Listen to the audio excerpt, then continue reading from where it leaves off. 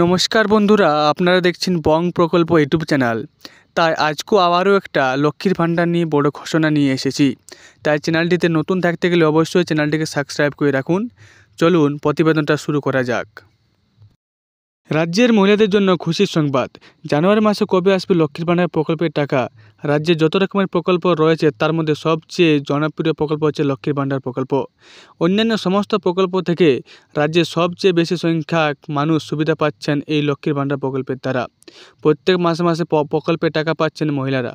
ইতিমধ্যে জানুয়ারি মাসে লক্ষ্মীর ভাণ্ডার প্রকল্পের টাকা মহিলাদের অ্যাকাউন্টে দেওয়া শুরু হয়ে গেছে। জানুয়ারি মাসের টাকা কবে কারা কারা পাবে, যারা নতুন তাদের কবে টাকা দেওয়া হবে তার বিস্তারিত জানানো হলো।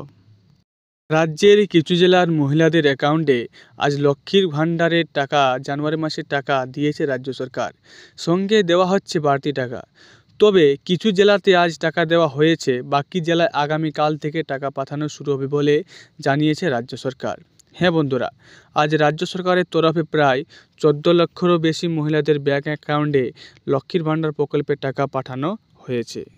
তাই কিছু মহিলা ব্যাংক অ্যাকাউন্টে আজ টাকা পেয়ে গেছেন। নবান্ন সূত্রে জানা গিয়েছে যে জানুয়ারি মাসে পুরাতন আবেদনকারীদের সাথে সাথে নতুন যারা লক্ষ্মীর ভাণ্ডার প্রকল্পের আবেদন করেছেন তাদেরও টাকা দেওয়া হচ্ছে।